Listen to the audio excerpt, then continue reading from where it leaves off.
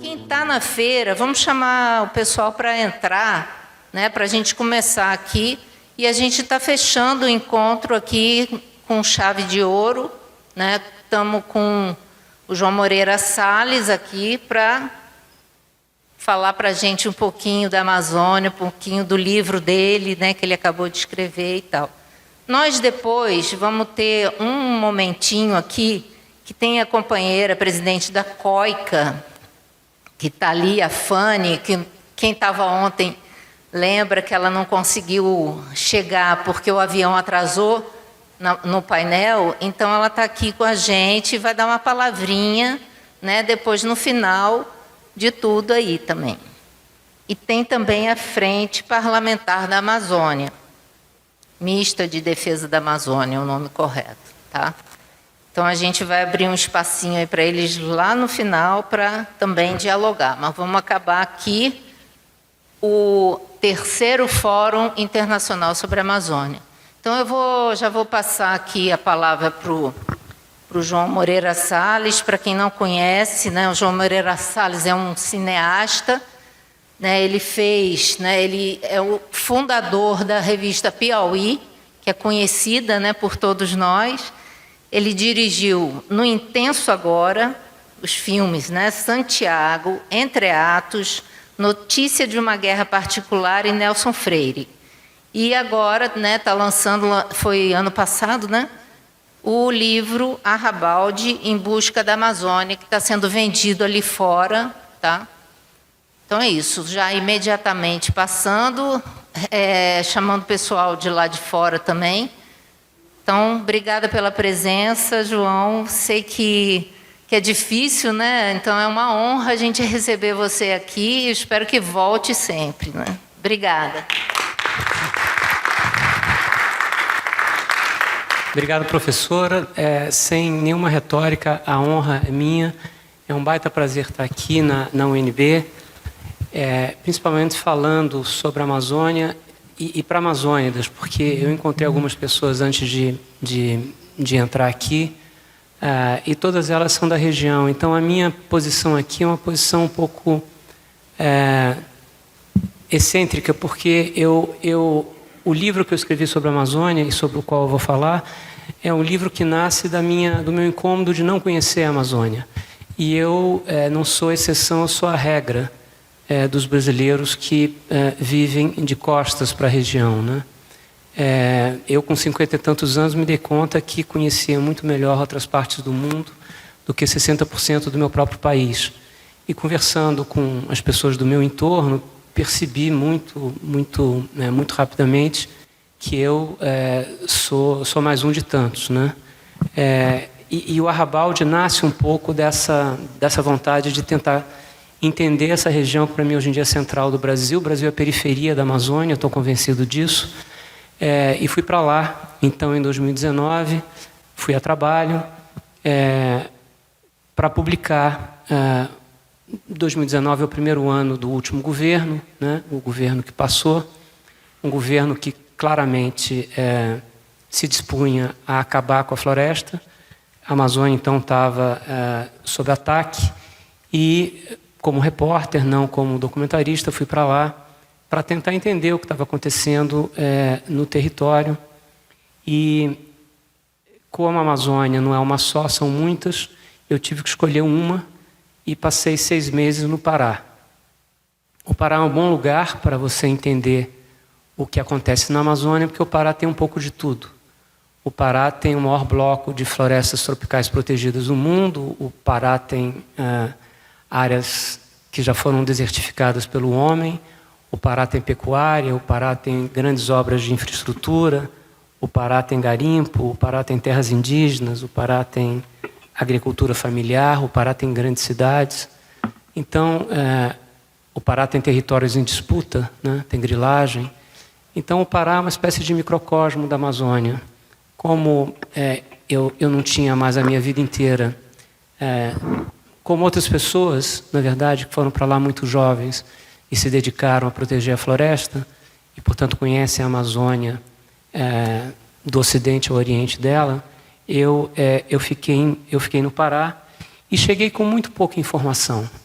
Então, a minha fala aqui hoje provavelmente é muito diferente da embocadura dos outros palestrantes, porque os outros palestrantes conhecem a Amazônia. Eu estou indo para descobrir a Amazônia, é essa a minha perspectiva. Ou seja, daquele que não sabe e daquele que reage às primeiras impressões, né? E o livro nasce de 7 reportagens extensas, como são as reportagens da Piauí, publicadas ao longo de 7 meses, uma por mês, a partir de 2021, salvo engano. Eu fui para o Pará em meados de 2019, voltei de lá em dezembro, passei 6 meses, tinha coisas ainda a serem visitadas, eu não pude porque eu peguei uma dessas doenças estranhas da floresta, que se resolveu depois de um certo tempo, e aí eu retornei em fevereiro para áreas mais conflitadas, como Novo Progresso e Altamira, e veio a pandemia em 2020, e a pandemia foi o período em que eu escrevi os artigos. Então, eu queria falar para vocês um pouquinho dessa minha experiência. Eu vou falar para vocês durante uns 30, 40 minutos, com auxílio de algumas imagens. Depois a gente transforma isso num bate-papo, tá? Bom, quando eu fui para Belém, ainda havia voo direto Rio de Janeiro-Belém. Eu acho que não existe mais esse voo. Existia uma frequência, o que, aliás, é sintomático, né, da conexão do Brasil com a região norte do país. Era um voo que saía, era a única frequência por dia, só tinha uma, saía do Rio por volta de 10 horas da noite, 11 da noite, não me lembro, e chegava em Belém de madrugada. E eu cheguei de madrugada, fui para o hotel, e, portanto, não vi a cidade, porque estava à noite. E quando eu acordei, eu tinha um compromisso já bem cedo no dia seguinte, eu acordei por volta das 6 da manhã, e olhei pela janela e a vista era essa daqui. E aí eu escrevi, e o livro, a reportagem abre assim: 1 grau de latitude separa Belém da linha do Equador. De dia, o sol fustiga a cabeça, os ombros, o rosto, os postes, as casas, os prédios, as calçadas, os carros, os ônibus. O sol fustiga tudo.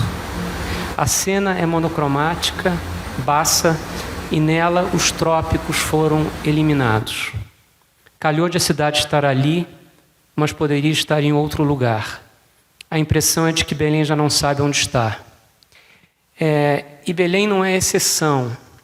De todas as capitais brasileiras, as capitais da região norte são as menos arborizadas do país. Então, Belém entra aqui um pouco como atalho, que ajuda a gente a compreender como nós, brasileiros, ocupamos o bioma, né? Numa frase, eu diria que a gente nunca quis conhecer a floresta, a gente nunca quis conhecer a paisagem. O ato fundacional é de remoção daquilo que é a paisagem natural que nos cerca, né? A ideia, portanto, desde os primórdios, desde a invasão dos europeus, a ideia foi sempre a de substituição. E substituição do quê? Do estranho pelo familiar, de uma flora por outra, né? Pensem na soja, de uma fauna por outra, pensem no boi, substituir a desordem da selva pela ordem da plantação, substituir o contínuo da mata pela paisagem retalhada das lavouras, substituir a abundância das espécies, em que nenhuma delas domina, que é o estado natural da floresta, né? pela parcimônia das poucas espécies domesticadas, sejam elas espécies animais ou espécies botânicas, né? Espécies do uso humano. E nessa ocupação, essa redução, do muito ao pouco, que é o que caracteriza a nossa ocupação da floresta, nós evidentemente nunca vimos a paisagem, né? E lendo os relatos dos viajantes e dos primeiros viajantes que chegaram à Amazônia, a gente vê como isso está presente desde a largada, né?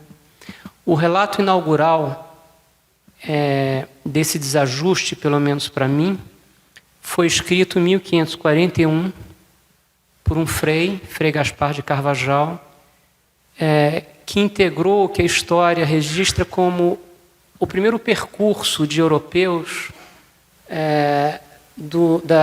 das origens da cabeceira do rio Amazonas até a Foz, né?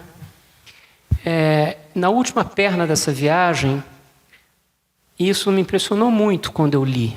Li depois de ter voltado de lá. E eu vou dizer por que me impressionou particularmente depois de eu ter ido para lá. O Carvajal olha para as margens do atual rio Amazonas e provavelmente ele estava olhando para as margens da ilha do Marajó. E ele escreve o seguinte, aspas, aqui é terra temperada, onde se colherá muito trigo e se darão todas as árvores frutíferas.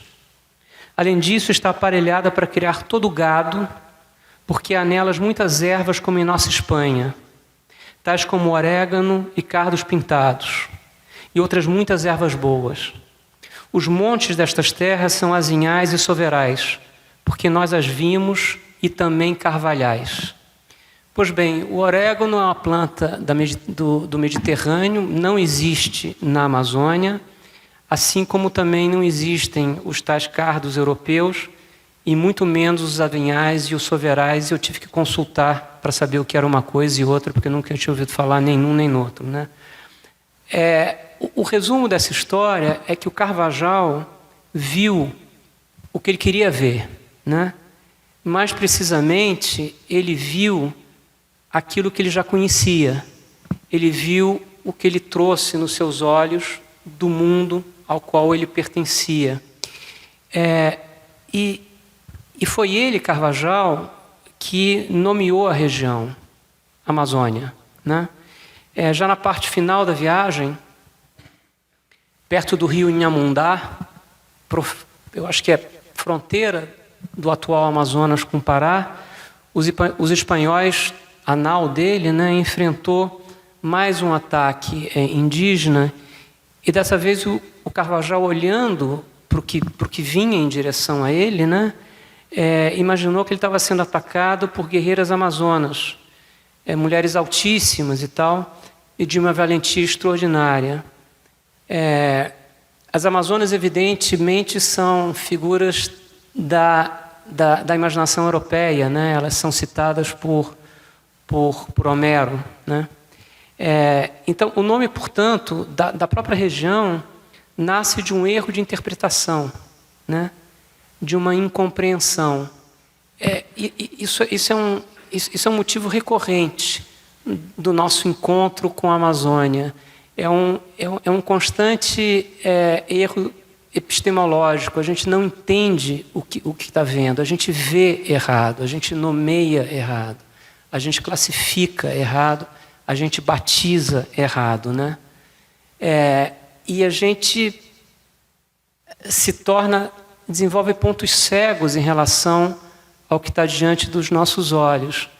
E essas coisas se manifestam das formas mais prosaicas. Uma das coisas que me ocorreu depois de algum tempo em Belém é como os táxis se protegem do sol com as películas mais escuras que eu já vi nos vidros. E eles precisam fazer isso porque o sol é tão inclemente e a proteção a esse sol é tão pequena, já que as árvores foram removidas, que a única solução é você aplicar aquelas coisas que escurecem os vidros, que são, eu repito, as mais densas que eu já vi. Então, quando a tarde começa a cair, a cidade literalmente desaparece. E à noite a gente não vê quase nada, o entorno some, né? E é outro sinal dessa cegueira, é outro sinal de não estar mais no lugar em que você reconhece o ambiente natural no qual você deveria existir. Você tem relatos de viajantes que chegam numa Belém ainda muito arborizada e ainda cercada pela floresta, o Bates, por exemplo, em meados do século XIX, e o relato do Bates é um relato em que ele não menciona o calor de Belém. Ele fala que é uma cidade agradabilíssima, porque ela está sempre tomada pela frescura da mata, né? Isso já não existe, isso desapareceu, porque o urbanismo atual da Amazônia é um urbanismo que não compreende a Amazônia. Então, essa ideia do desajuste, do nosso desajuste em relação à região, para mim se materializou num dia em que, já em dezembro, eu precisei ir ao Instituto Evandro o IEC Chagas, né? Porque eu estava com essa febre estranha, e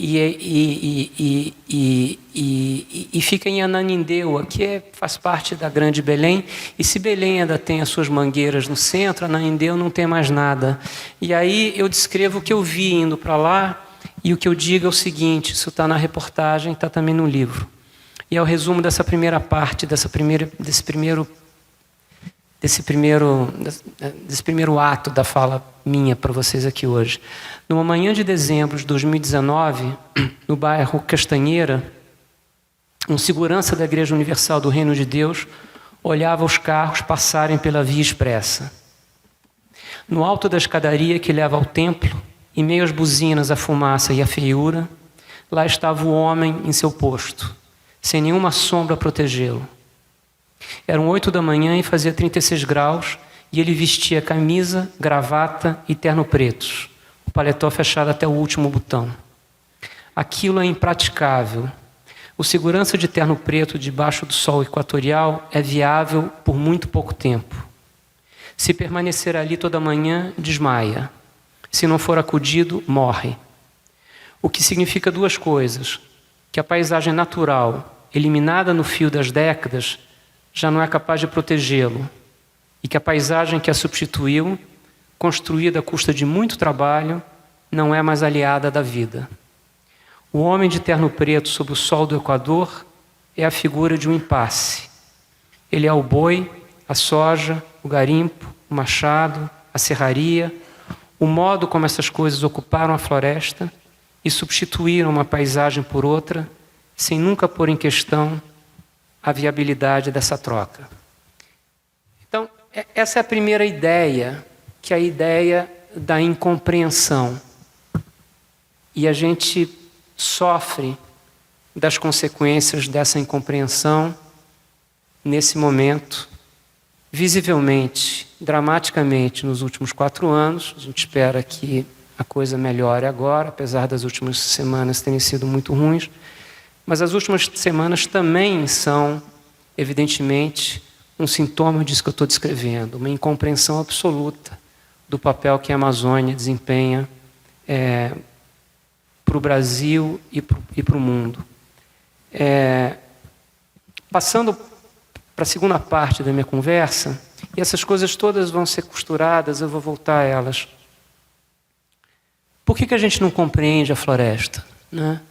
Por que a floresta não contaminou a nossa imaginação?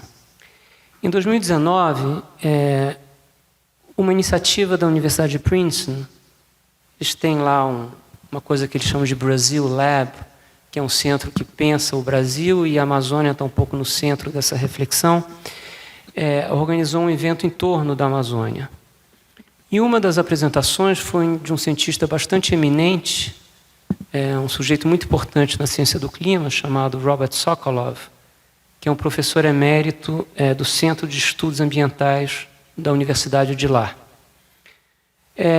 O Sokolov participou da plateia das apresentações e falaram pessoas como o Beto Veríssimo, do Amazon, falou o professor Carlos Nobre, falou o Paulo Bezerra do Amazon, que é um especialista em pecuária, falou gente que conhece a dinâmica da grilagem na Amazônia, que evidentemente é uma operação imobiliária, não é pela produção, mas é pela terra, né? E o Sokolov, no último dia, então, fez um resumo daquilo que ele entendeu da conversa dos brasileiros a respeito da Amazônia, e ele projetou essa imagem aqui, que é um quadro que se chama Progresso Americano, de 1872, de um pintor chamado John Gast, e que é a alegoria da doutrina do destino manifesto, ou seja, da expansão para o oeste dos Estados Unidos, né? A figura representa o progresso, essa senhora que flutua, branca evidentemente, ela se move do leste, já ocupado pelos brancos, né, que é luminoso, em direção ao oeste, que ainda precisa ser civilizado, o oeste escuro, o oeste em que o sol ainda não nasceu, e ela leva consigo, no rastro, os colonos brancos que vão trazer a luz da civilização. O Sokolov olhou e ela vai tecendo, não dá para ver direito, mas ela tece. Na mão direita ela tem um livro didático, que é a educação, né? E na mão esquerda ela tem um fio, e esse fio é o telégrafo, e ela vai tecendo a paisagem americana com o telégrafo, integrando, portanto, o país inteiro à lógica do capitalismo que se expande em direção ao oeste americano. E o Sokolov, então, tendo reagido àquilo que ouviu nos últimos dias, nos 3 dias do simpósio, disse o seguinte: agora eu entendi, o oeste americano é o norte brasileiro, né? E eu fiquei com isso na cabeça, e com o tempo eu concluí que sim e que não. Sim, porque, como eu escrevi no primeiro artigo da revista, em que se pese as diferenças históricas, que são muito grandes, né? Essa é uma colonização feita no século XIX, com incentivos e com uma migração substancial da população americana do leste para o oeste americano, o que nos pode dizer que aconteceu aqui no Brasil, a parcela da população brasileira que foi levada do sul e do nordeste para a região norte é bem menor do que aquela dos fluxos migratórios americanos, mas ainda assim, em ambos os casos, né, contingentes humanos deixaram para trás o pouco que tinham, né, era gente pobre, e estimulados pelos governos que iniciaram a vida em outro lugar. Então, nesse sentido, ele tem razão. O oeste americano é um pouco o nosso norte, mas não. E o que me interessa aqui são as diferenças, mas não porque não existe um correlato brasileiro a essa imagem, que é uma imagem muito, muito poderosa na formação da imaginação americana. Esse quadro é um quadro conhecido, esse quadro é um quadro que os meninos na escola e as meninas na escola veem, aprendem. A ideia do destino manifesto é uma ideia que está consagrada na identidade do norte-americano. Dizendo tudo isso de outra maneira, o que eu estou sugerindo aqui é que a produção simbólica dos brasileiros não originários sobre a floresta, ela é pobre. O que não é verdade no caso norte-americano. E a gente conhece essa iconografia, né? Ela começa pela fotografia dos grandes mestres, né? Do Ansel Adams, que fotografou Yosemite Park e a paisagem do oeste americano, né? A gente conhece as fotografias da Dorothea Lange, esse esforço do governo americano de produzir uma imagem sobre o sul do país e também sobre o oeste do país no período da Grande Depressão, para que as pessoas que viviam nos centros urbanos mais prósperos do país tomassem conhecimento do que era aquela outra América, tão diferente de Boston, tão diferente de Nova York, tão diferente de Chicago, e que pudessem entender e criar laços de empatia com aquilo que ocorria num país que era em tudo diferente daquilo que os americanos da costa atlântica do país conheciam, né? Essas imagens depois se transformaram em cinema, né? Aqui o famoso Os Brutos Também Amam, do George Stevens, aqui Rastros de Ódio, do John Ford, né? Essa iconografia que na verdade não contaminou só a imaginação americana, mas contaminou a imaginação planetária, é o grande soft power americano, fez com que a paisagem americana se tornasse parte da identidade americana, né? O americano é em parte americano porque as paisagens do John Ford fazem parte daquilo que o constitui como cidadão daquele país. As fotografias da Dorothea Lange, as fotos do Ansel Adams, a natureza imponente do oeste americano é parte daquilo que me faz ser norte-americano, né? E não só em relação às artes visuais, né? On the road, a literatura, a música, a canção americana celebra essa paisagem, né? Torna essa paisagem sagrada, sacraliza e a sacralização, evidentemente, torna posteriormente a destruição mais difícil, mais penosa, aumenta o custo dessa destruição. Quem não conhece essas paisagens, né? Bom, nós poderíamos ter feito isso, né? E escolhemos não fazer. O acervo de onde a gente poderia tirar o material para construir essas narrativas simbólicas não faltaram, né? A gente poderia ter retirado isso das cosmogonias indígenas, da epopeia dos naturalistas, dos viajantes, dos escritores que passaram pela região, da tradição dos pesquisadores das ciências humanas, que reinventaram seus campos, ciências sociais também, né? De saber a partir dos estudos da região, né? Os antropólogos, os viajantes, da Guerra dos Cabanos, do ciclo da borracha, da épica do ciclo da borracha, com seus horrores, né?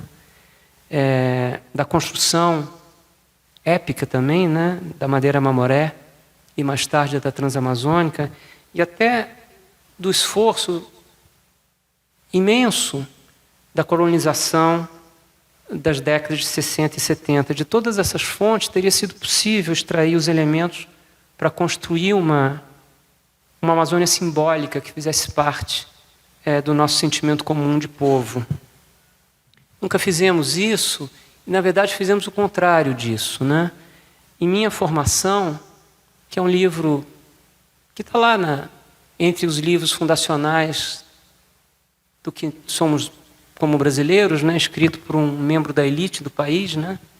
Elite inclusive ilustrada, duas palavras que geralmente não andam juntas no Brasil, por boas razões, Joaquim Nabuco, né? Ele escreve: o sentimento em nós é brasileiro, mas a imaginação é europeia.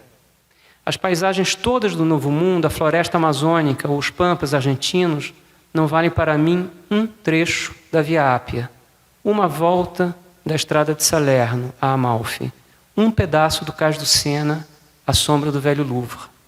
No meio do luxo dos teatros, da moda, da política, somos sempre squatters, como se estivéssemos ainda derrubando a Mata Virgem. Essa é uma das figuras mais ilustres que o Brasil produziu no século XIX, né? Um abolicionista fundamental. É um sentimento esse do Joaquim Nabuco que a gente encontra, de novo, nos relatos mais clássicos sobre a região.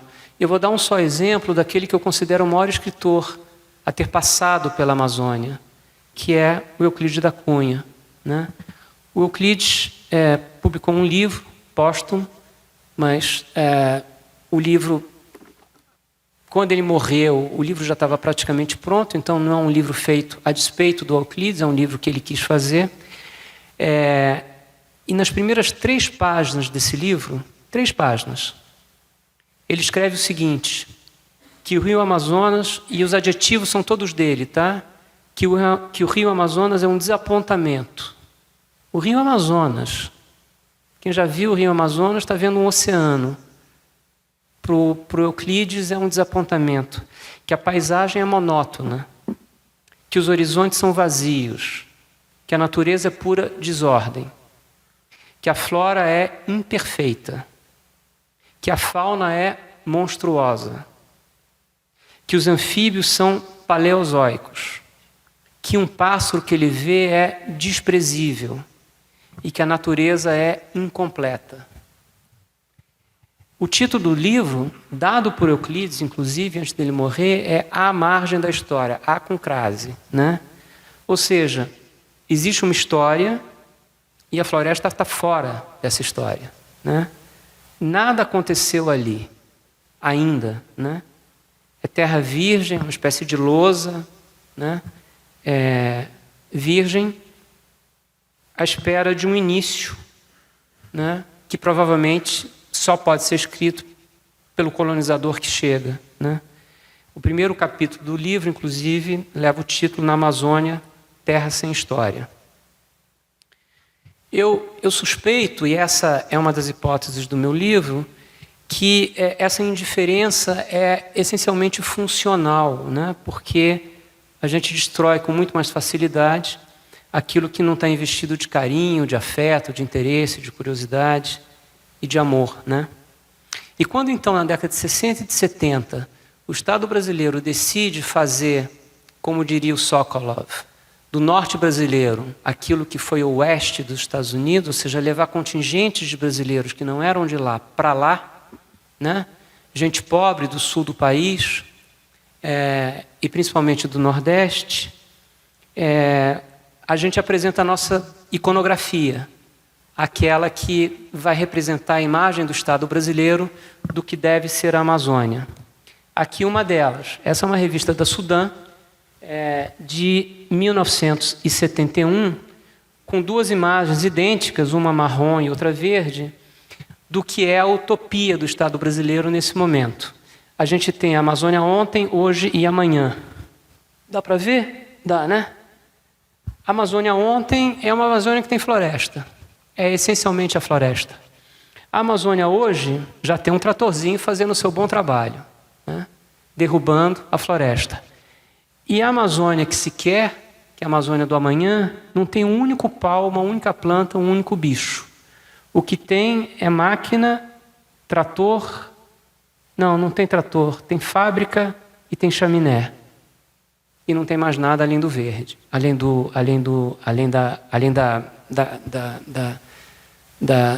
mundo da máquina, né?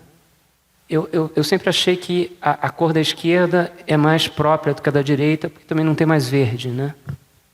Ou, ainda, nesse mesmo momento, uma que me parece ainda mais obscena, para não dizer pornográfica, que diz o seguinte: chega de lendas, vamos faturar. Isso é o Ministério do Interior do Brasil, Sudã e Banco da Amazônia. A letra é pequenininha, mas daqui eu consigo ler. Muitas pessoas estão sendo capazes hoje de tirar proveito das riquezas da Amazônia, com o aplauso e o incentivo da Sudã, Superintendência de Desenvolvimento da Amazônia, com o aplauso e incentivo do Banco da Amazônia. O Brasil está investindo na Amazônia e oferecendo lucros para quem quiser participar desse empreendimento. A Transamazônica está aí, a pista da mina de ouro. E eu não vou continuar porque só piora. Essa é a cabeça do último governo, né? Não mudou nada. Passaram-se 50, 60 anos.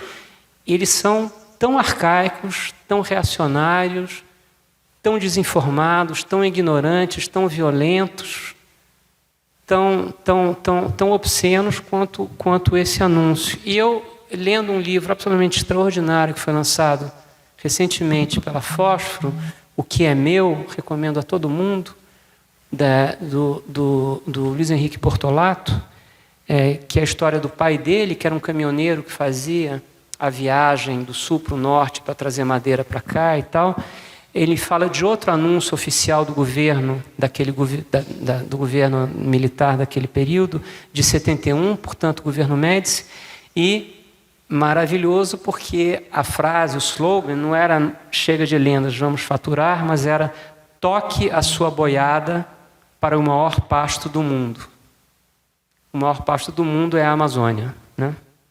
E a boiada a gente sabe que tem conotações bastante contemporâneas, né?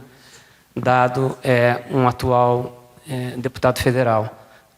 ex-ministro do Meio Ambiente.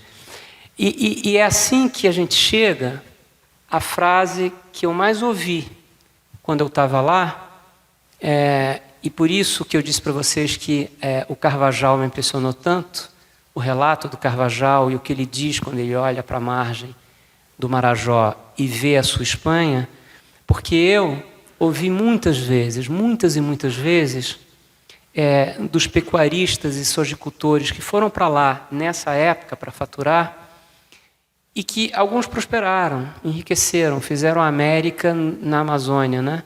E eles convidam você, gentilmente, para conhecer a casa deles, e são casas avarandadas, grandes, assim, às vezes bonitas até, e a varanda dá para uma paisagem, a paisagem construída pelo trabalho deles, né? E ali não tem mais a Amazônia, né? O que tem é a paisagem que eles trouxeram da juventude. Tem os pastos que eles tinham e que eles vinham em São Paulo, ou no Rio de Janeiro, ou em Minas Gerais. Tem os campos que eles vinham no Rio Grande do Sul. Tem as lavouras que eles conheciam do Paraná ou de Santa Catarina. Eles reproduzem a paisagem da juventude e da infância deles, e a Amazônia é removida. E essa frase, em algum momento, depois de um silêncio comovido por parte deles, eles dizem o seguinte, e eu ouvi isso de muita gente, em ocasiões diferentes: quando eu cheguei aqui, não tinha nada. E tinha apenas o sistema biológico mais complexo que se conhece, né? A floresta mais rica que se pode imaginar. Mas é nada. E o nada, essa negação ontológica da floresta, é um pouco a história que eu estou querendo contar para vocês. Ela está presente nesse percurso dos brasileiros não originários pela região. E daí nasce o título do livro Arrabalde, né? Eu não tive dúvida, depois de um certo tempo, que era o título certo, apesar de ser estranho, porque surgiu da quarta ou da quinta vez que eu ouvi, quando eu cheguei aqui não tinha nada. Porque, de fato, a floresta é o que está longe, é o que eu não conheço, é o que eu não quero conhecer, é o subúrbio, é aquilo para o qual eu estou de costas, entende? É a periferia, que precisa, portanto, ser ocupada, civilizada, transformada naquilo que eu considero o centro, né? E essa ideia se consolidou quando, conversando com o ex-governador do Pará, Simão Jatene, que é um homem muito ligado ao Pará e muito ligado às tradições do Pará, e que me parece entender o que é a floresta e o que ela significa para a imaginação do amazônida, e como a Amazônia está distante do resto do Brasil, ele me disse o seguinte, que a Amazônia é periferia não só econômica do Brasil, mas também periferia de pensamento. Porque nós nunca quisemos compreender a floresta, nós não formulamos uma ideia sobre ela. E quem é de lá, como eu disse, sabe disso, né? Tem um grande fotógrafo que mora em Belém, o Luiz Braga, e que seria muito mais conhecido se não tivesse permanecido em Belém, tivesse ido para São Paulo e de São Paulo para o mundo, porque ele é um fenomenal fotógrafo da dimensão de Sebastião Salgado, da dimensão de qualquer um grande do Brasil, mas ele tem uma solidariedade com o lugar dele, né? Ele é de lá e de lá ele não quer sair. E ele me disse, ele é nascido em Belém, e ele me disse que a Amazônia é o que se esquece do Brasil. A Amazônia é o resto, e portanto é o arrabalde, né? O que não deixa de ser uma ironia que hoje em dia o mundo vê o Brasil e vê a Amazônia, não vê nada além da Amazônia, né? Eu sei de relatos, inclusive relatos de pessoas presentes às salas e às reuniões, que em viagens, por exemplo, do Lula, para fora do Brasil. Quando ele se encontra com o primeiro-ministro da Espanha, com o presidente da França, com o chanceler da Alemanha, a primeira pergunta é sobre a Amazônia e a última também é a Amazônia, né? Então, o Arrabalde é também um título irônico, porque Arrabalde somos nós em São Paulo, somos nós no Rio, somos nós em Belo Horizonte, somos nós no Sudeste. O central, hoje em dia, para o Brasil, é o que coloca, o que tira o Brasil do mundo, de fato, a Amazônia. Então, esse é o problema, né? É um problema epistemológico, é um problema de incompreensão e um problema de incompreensão funcional. Não compreender ajuda a destruir. Mas isso não elimina o fato de que, de fato, não é fácil compreender a Amazônia, né? E tem algumas razões concretas para essa incompreensão. E eu tento meio que entender essas dificuldades, esses obstáculos, e isso também faz parte do livro, né? A primeira delas diz respeito à experiência vivida. A floresta, de fato, não é acolhedora, né? A floresta morde, a floresta pica, a floresta envenena, machuca, ela infecta. E essa floresta agressiva, hostil, é uma floresta que aparece no relato da maioria dos escritores, né? É um lugar de solidão, é um lugar de medo e é um lugar de fome. Uma coisa muito impressionante no relato do Carvajal é que eles estão dentro da floresta mais biodiversa do planeta e eles morrem de fome. Porque eles não entendem a floresta, eles não sabem o que pode ser comido e o que não pode ser comido. Então tem momentos em que ele relata que as pessoas não conseguem mais andar, andam de 4, porque a fome é tão grande que eles não têm mais como ficar de pé e eles começam a cozinhar os próprios sapatos e o próprio cinto para conseguir. A única maneira de se alimentar é fazer incursões às aldeias indígenas e pilhar. Mas quando eles são rechaçados, eles olham para a floresta e eles não sabem, eles não entendem, eles não sabem como sobreviver ali. Quem já viu um filme do Herzog, é essa floresta que aparece no Herzog. A floresta representada pelo Herzog é essa floresta do medo, é a floresta do perigo, a floresta da violência, né?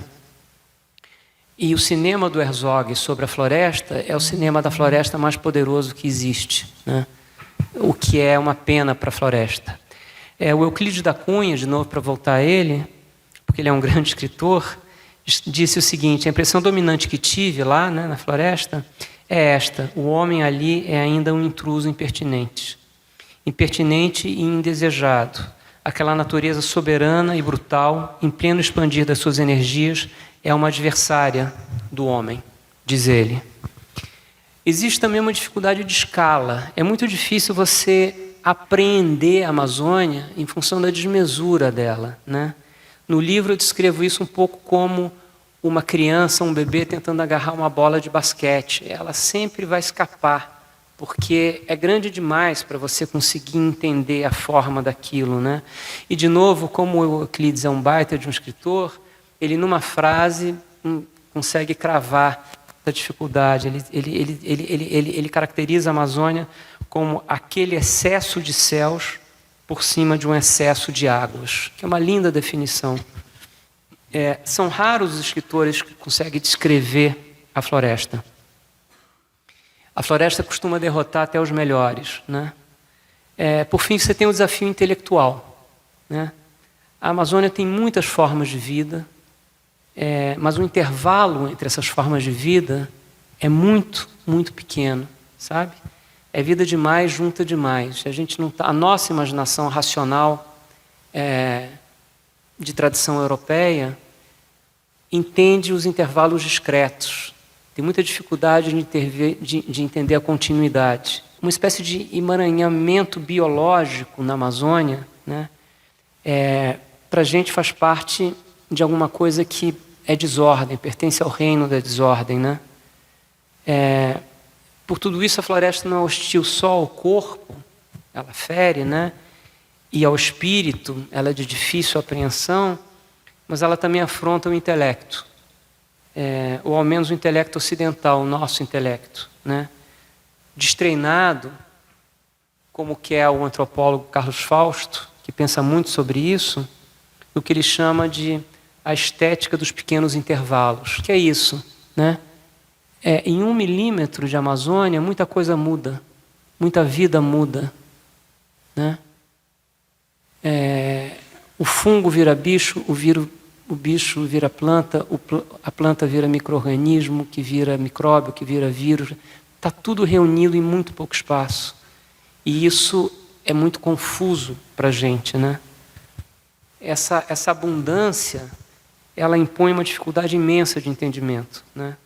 Eu, conversando com um grande ecólogo quantitativo lá de Princeton, nesse encontro lá em Princeton, um cara chamado Simon Levin, que é diretor do Centro de Biocomplexidade do Instituto Ambiental lá da Universidade de Princeton, ele disse para mim o seguinte: do ponto de vista da compreensão, os ecossistemas tropicais representam um desafio comparável ao entendimento do universo. Não é pouca coisa, né?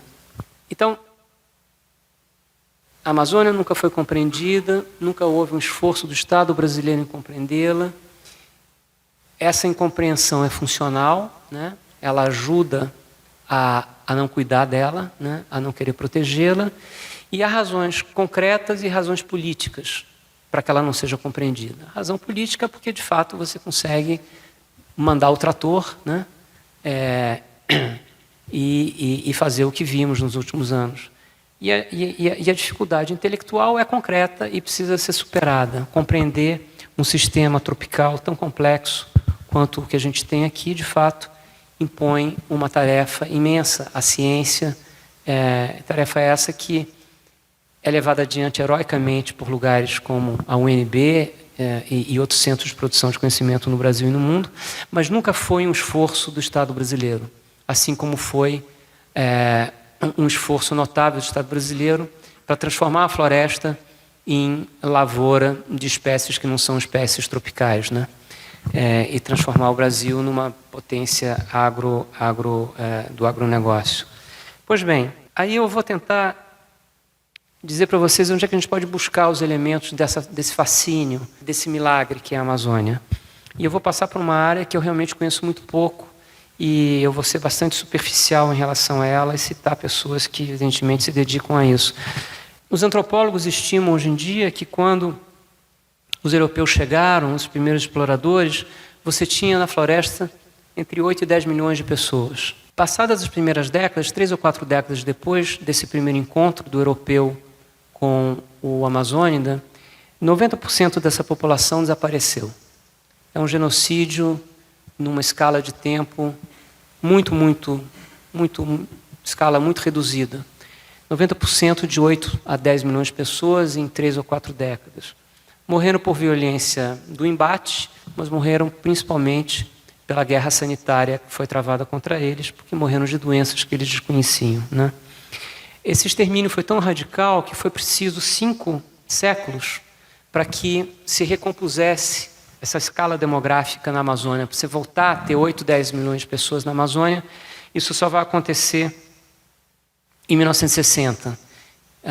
E, evidentemente, não mais por povos originários, mas enfim, por essa onda migratória que foi do sul do país para lá, né? O Heckenberger, que é um antropólogo importante, Michael Heckenberger, da Universidade da Flórida, salvo engano, que tem livros importantes sobre a antropologia na região do Xingu, escreve uma coisa que é muito interessante. Ele diz que houve um intervalo muito grande entre os primeiros exploradores da Amazônia que chegaram aqui ostensivamente em nome de Deus e do reino, né? Para dobrar a região às suas vontades, para espoliar, né? Um intervalo muito grande entre a chegada dessa gente e a chegada dos naturalistas, que se embrenharam pelos rios em fins do século XVIII, aí não mais em nome de Deus e do reino, mas ostensivamente em nome da ciência.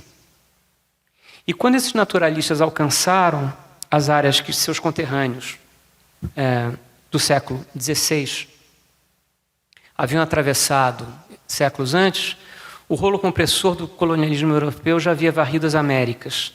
Então, quando a ciência descobriu as Américas, segundo ele, o objeto antropológico, inevitavelmente, já era um artefato da devastação do colonialismo. Eles não viram mais a Amazônia. Eles viram a Amazônia atravessada pelo colonialismo e isso eles não perceberam. E daí nasce a ideia de uma Amazônia vazia, de uma Amazônia sem população, que vai, evidentemente, contribuir, e contribui até hoje, para essa ideia de que é preciso levar gente para a Amazônia. O famoso slogan da década de 70, né? Gente sem terra para terra sem gente. Né? Isso tá na origem desse descompasso entre as primeiras observações, digamos, de naturalistas, cientistas, que viram uma Amazônia despopulada porque as pessoas que lá moravam tinham sido dizimadas. E daí nasce a ideia de que essa floresta não é acolhedora ao homem.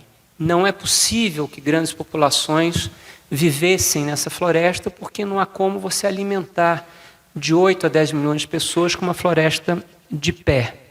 A arqueologia brasileira e estrangeira dos últimos 20 anos tem colocado essa tese no chão, tem destruído essa ideia.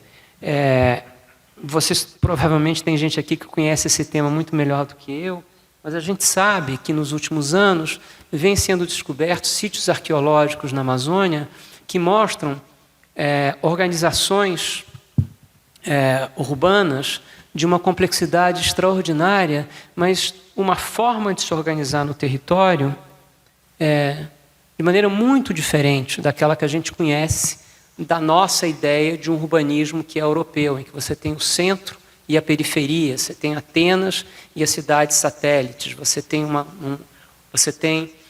uma região central, né?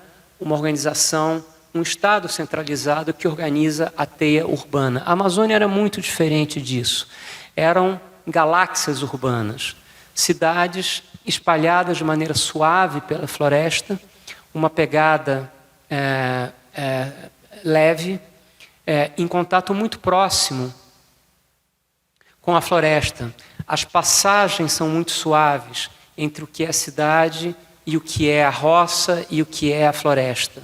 Fossem os habitantes dessa floresta, esses 8 ou 10 milhões de habitantes, coletores, caçadores, pescadores, cesteiros, populações mais beligerantes ou mais pacíficas, havia entre eles todos um elemento comum, né? Que era o fato deles serem, todos eles, filhos daquilo que eu chamo, isso não é a ciência social que diz, sou eu, civilizações orgânicas. E as ruínas de civilizações orgânicas são muito difíceis de serem reconhecidas, porque elas se confundem com a própria paisagem natural, né? Mas até em certos casos, e eu vou chegar nisso, elas são a própria paisagem natural. As civilizações amazônicas, elas precisam ser compreendidas nos seus próprios termos. E esse foi um problema, porque durante muito tempo a ciência social, e isso se consagrou um pouco no senso comum, você tem uma certa sensação de inferioridade, porque, puxa vida, cadê o nosso Partenon? Né? Onde é que estão as nossas pirâmides de Chichén Itzá? A civilização inca deixa coisas, e nós? Né? Você olha para a Amazônia, o que você vê? Você vê a floresta. Né? O que fica? Né? O que fica é a pedra. O que fica é um mármore. O que fica é o material inorgânico. Né? O que fica são as estátuas, são os templos, né? São os palácios, são as cidades. Aqui, na Amazônia, são coisas diferentes que importam. Né? Coisas que, tomadas em seu conjunto, sou eu dizendo, configuram uma complexidade de outro tipo. E na falta de expressão melhor, eu chamo essas coisas daquilo que fica, de inteligência ecológica. E eu vou dar para vocês um exemplo do que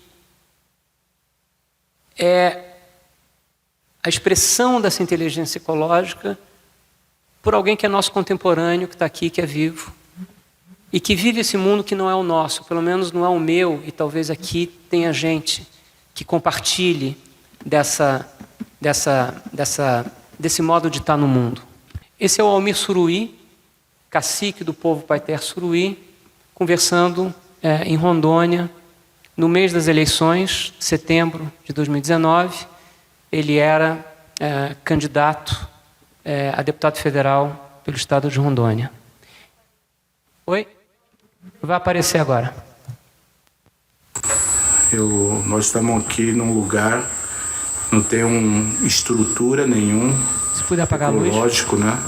Mas nós temos estrutura da floresta, né? Aqui, para quem entende, é uma cidade, né? Dentro da floresta. Tem luz, tem comida, tem remédio. O que tem numa cidade, tem na floresta, né? Tem endereço com os nomes. É verdade. Tô falando a verdade mesmo. Não?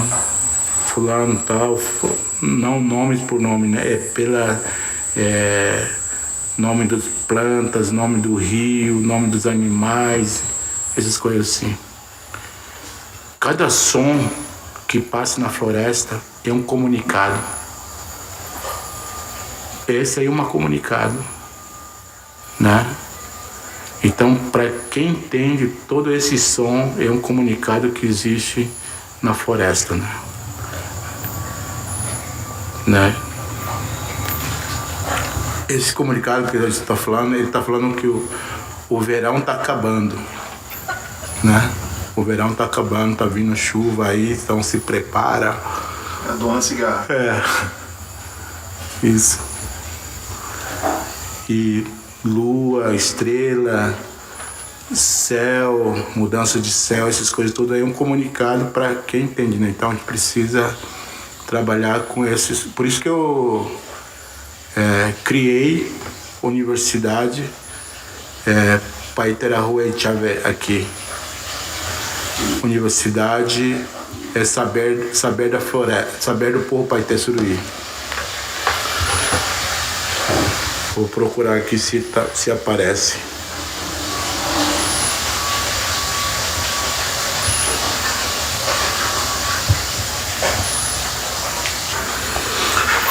Aí o pessoal tirando sarro. Aí falava assim, e vai ter cota para os brancos? Eu falei, não, nós vamos compartilhar o conhecimento. E compartilhando o conhecimento que nós vamos nos unir e vamos enfrentar o desafio que o mundo passa hoje. Né? Porque nós vamos potencializar a sociedade com o nosso conhecimento para que eles façam o que a gente faz hoje. Né? Porque sozinho a gente não vai conseguir fazer. Então a gente vai ter que preparar mais gente.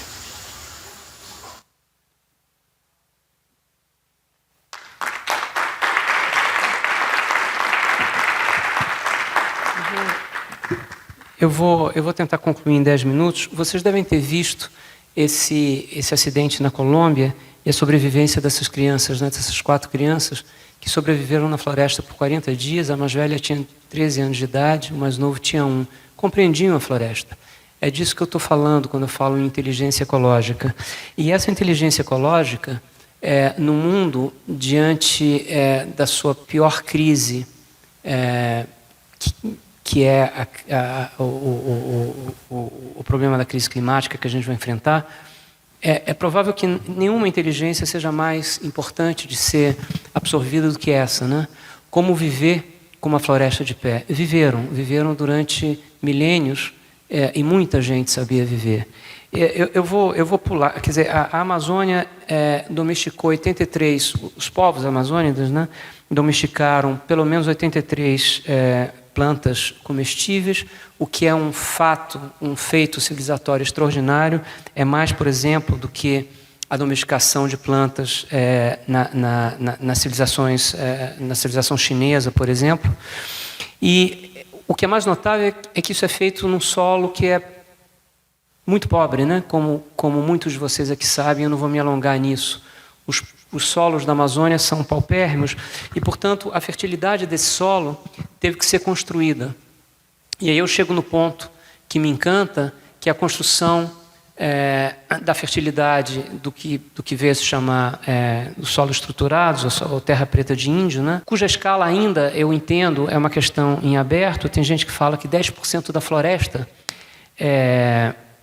pode ser constituída desses solos construídos por mão humana e mão animal, numa colaboração, como dizem os índios. Eles não se colocam como atores principais dessa tarefa, mas é uma parceria, é uma parceria de fungos, de humanos e de animais, construindo essas terras, que a ciência hoje em dia tenta reproduzir e não consegue. Se de fato for 10%, você está falando de uma área maior que a França. O Eduardo Neves, que é um dos expoentes dessa nova arqueologia brasileira, ele prefere falar em 1 a 3%. E ainda assim, isso é uma Irlanda e uma Inglaterra somados de solos construídos, né? E aí a gente conhece, vocês provavelmente já ouviram falar disso, provavelmente alguns talvez sejam autores, desse estudo notável de 2008, publicado na revista Science, né? Desculpa, o da Science é um estudo do Heckenberger sobre a urbanização da Amazônia, essas cidades que ocupavam a floresta de maneira suave, e ele dá isso sem um centro, sem uma unidade central, mas são satélites, né?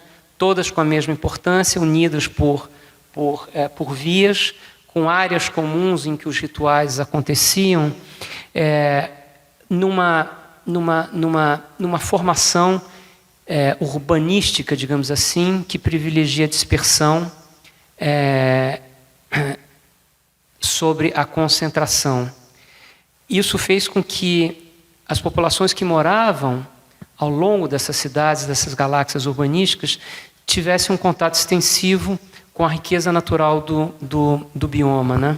Isso é o Eduardo Neves escrevendo. A estreita conexão entre os povoados e a paisagem levou alguns pesquisadores a chamar esses centros urbanos de cidades-jardins.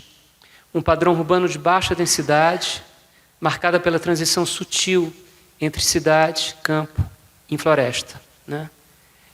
A consequência desse modo de proceder é a conversão da floresta não em lavoura ou em pasto. Isso é que é fundamental, né? Mas em outro tipo de floresta. Uma floresta modificada, antrópica, ou como querem alguns estudiosos, em florestas que são também jardins. Isso, para mim, foi o grande deslumbre, entendeu? Perceber que a floresta, quando você está diante dela, você não está apenas diante de um bem natural. Você está também diante de um artefato de cultura. A floresta é construída.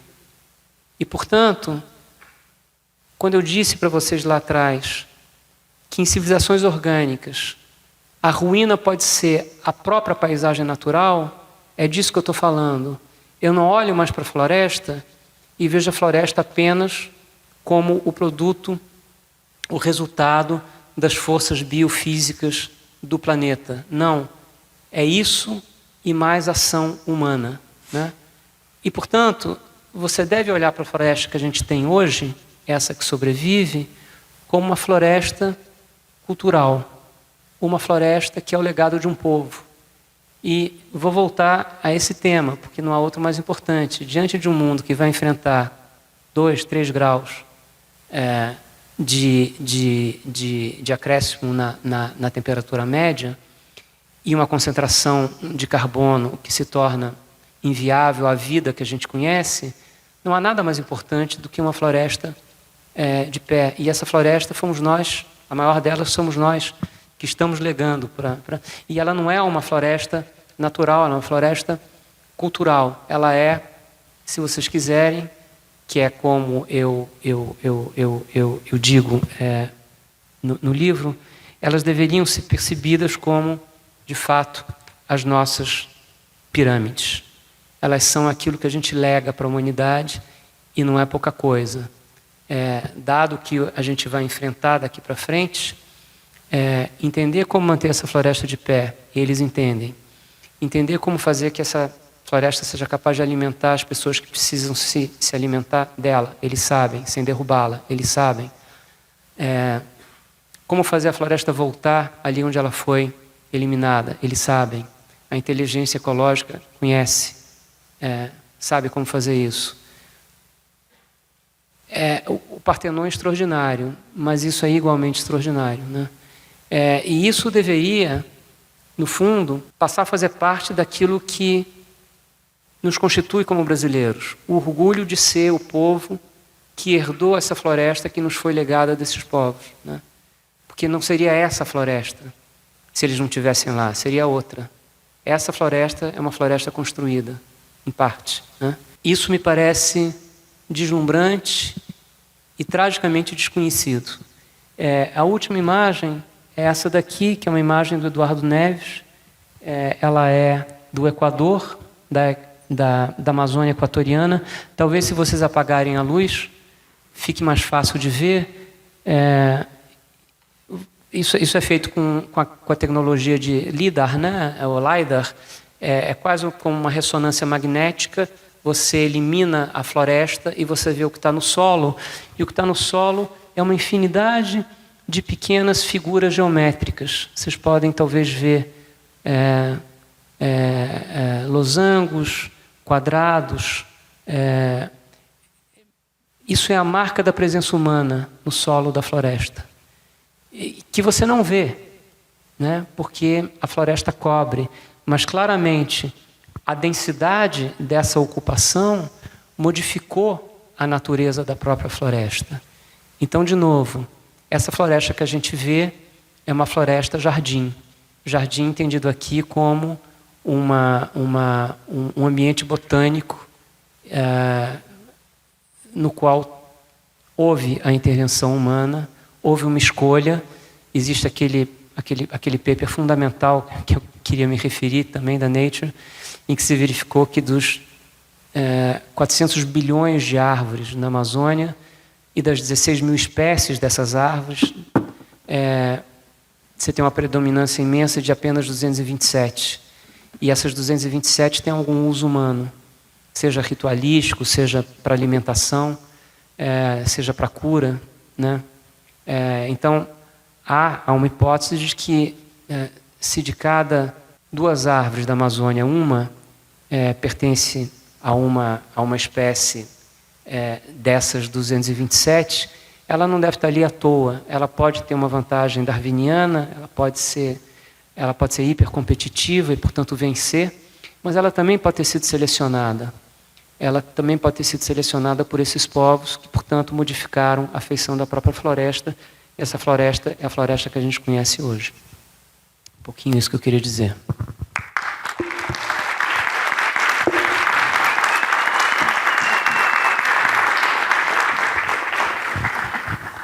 Então, gente, vamos abrir a palavra aí para quem tiver interesse em falar alguma coisa, perguntar, está aberto. Pronto. João, ontem, nesse mesmo lugar, eu fiz uma pergunta, um questionamento. Eu questionei sobre os grandes castanhais da Amazônia. Eu questionei sobre a terra preta. Eu questionei sobre uma floresta antropogênica. Por quê? Por que eu questionei isso? Eu morei na Amazônia durante 30 anos. 20 anos. Foi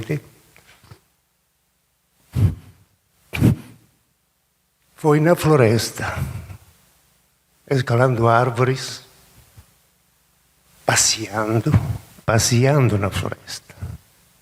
Então, eu acho que eu conheci aquela floresta que existia 500 anos atrás. E hoje não se fala mais dessa floresta. Eu só ouvi falar dessa floresta por você. Em todos os congressos, reuniões que eu tive, sempre se fala da floresta de 500 anos para cá.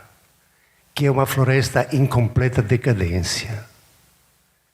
E quanto mais se fala, mais ela decade. Por quê? Porque não se toma conta, não se toma consciência daquela floresta que existiu. Aquela é a floresta. Aquela é a herança. É aquele que é o ponto de referência que nós temos que olhar.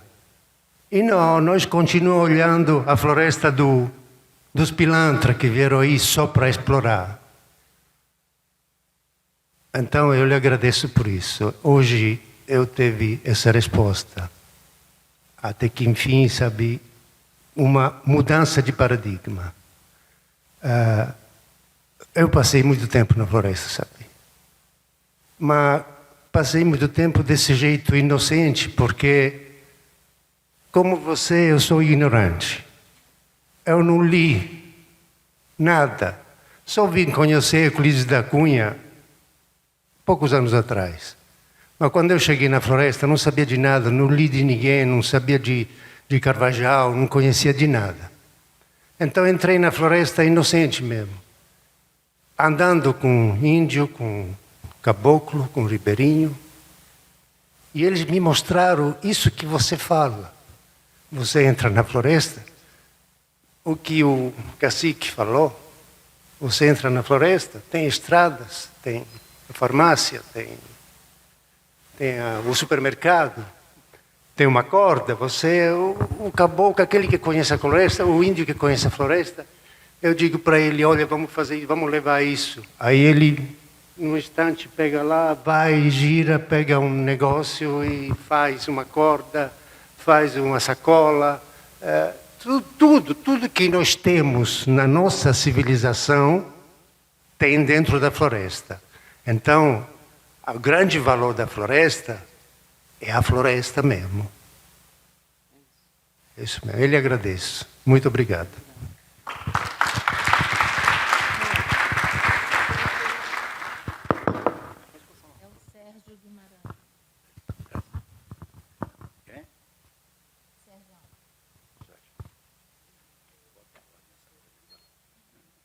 Então, gente, só rapidinho, antes do Sérgio falar. Oi. Só um instantinho. Vai ter, assim que acabar aqui, um diálogo com a fala da Fanny, da COICA, só para... a apresentação da Carta de Brasília, né, o nosso final aqui. E é isso, tá?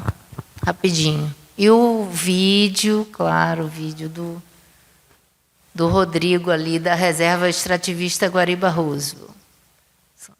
Então, por favor, Sérgio. Opa! Primeiro, João, muito boa a sua palestra, essa percepção da floresta que a nossa cultura ainda tem que andar um tanto para poder perceber. Muito bom. Agora, nós estamos numa encruzilhada, talvez planetária até, com relação às mudanças climáticas. Ou nós detemos a destruição da floresta e trabalhamos para recuperá-la, ampliar esses jardins florestais, ou a gente, é bem possível que diz a ciência hoje, a gente vai sucumbir enquanto civilização. Então, como é que a gente... o que eu coloco, quero te ouvir, como é que a gente pode utilizar esse conhecimento, essa percepção, no sentido de sensibilizar e conseguir manter e preservar essa floresta fundamental para a sobrevivência do Brasil e da humanidade também. E de uma forma rápida, porque não temos muito tempo mais. Quer mais? Boa tarde a todos. Eu sou Ricardo José Batista Nogueira, eu sou professor da Universidade Federal do Amazonas. Fui levado para Manaus quando eu era pequeno, num desses projetos que o governo federal implantou. Fui para Manaus com meus pais, era pequeno, e estou lá há meio século. E achei assim muito interessante, né? Claro, toda a sua colocação, João. Assim, uma literatura que a gente trabalha, né? Desde o Carvajal, passando inclusive pelo meu amigo Eduardo Neves, Bette Meggers e Anna Roosevelt e toda uma literatura que está aí, né? E uma coisa que assim tem me chamado a atenção, que de certa forma eu até gostaria de ouvir um pouco você, é porque hoje fica para mim, que estou em Manaus, muito claro uma diferença substancial entre o que hoje a gente denomina de Amazônia Ocidental, ou das águas, ou ribeirinha, e uma outra que está sendo totalmente degradada. E aí eu não sei se você chegou a ter essa experiência de viver o tempo lento, o tempo da Amazônia das águas, e não da estrada. Não é? Porque assim, é exatamente isso que você falou, a sobreposição de dois projetos. Né? Eu falo para os meus alunos, né, que quando uma pessoa de fora chega na Amazônia e olha para a floresta, não vê palha para cobertura, não vê alimento, não vê absolutamente nada. Ou seja, aquilo tem que ser realmente removido. Né? Como você falou de outra forma, quer dizer, aqui não tinha nada. Né? Eu escutei muito, aqui era só mato. Ou seja, era para retirar. Né? Então é somente essa colocação, tá? Assim, dessa outra Amazônia que ainda está aí resistindo. Obrigado. Obrigado. Não, a pergunta é... Ah, tá. Ó, Sérgio, eu não tenho essa resposta. Eu te diria o seguinte, o problema é o pouco tempo que a gente tem, né? Essa tarefa já deveria ter sido começada há muito tempo atrás e precisaria ter o empenho do Estado brasileiro. O Estado brasileiro deveria ter entendido desde lá de trás que a Amazônia é o nosso patrimônio mais importante, portanto, deveria ter desenvolvido estratégias para não só defendê-la, como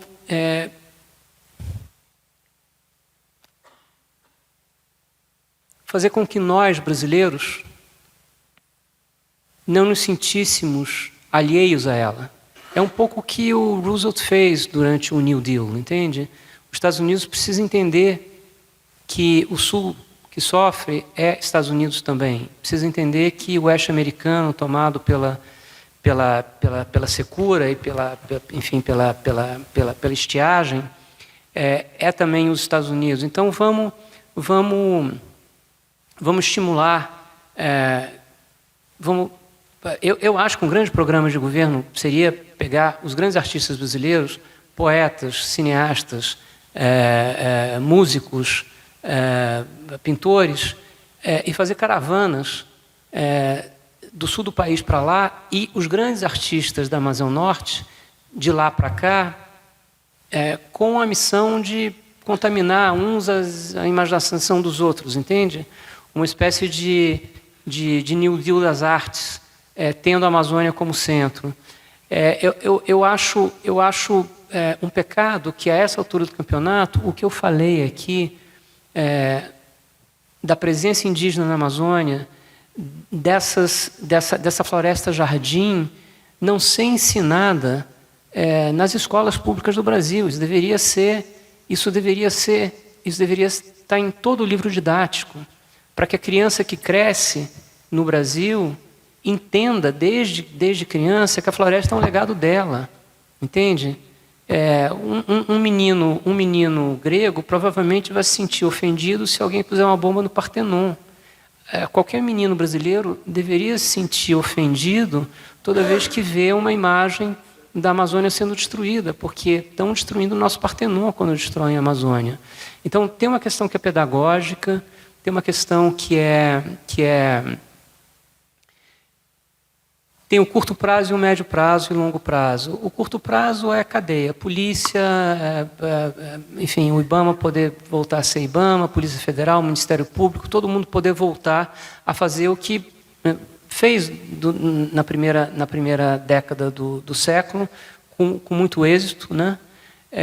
E voltar, recuperar a capacidade de imposição da lei na Amazônia, que se tornou, eu sempre digo isso, o pensamento militar é obcecado com essa história da soberania, né? O mundo quer tomar a Amazônia, o mundo está sendo tomado, mas não... A Amazônia está sendo tomada, mas não por franceses, americanos, alemães, mas sim por brasileiros criminosos. A gente perdeu a soberania de boa parte da Amazônia durante os últimos 4 anos do governo Bolsonaro. O crime organizado foi para lá, como nunca esteve, né? E isso é perda de soberania. Então, você precisa, em primeiro lugar, restabelecimento da ordem. Depois, isso não basta, porque muda governo e se a mentalidade for a mesma, então você tem um processo longo, largo, que começa, eu acho, que nas escolas.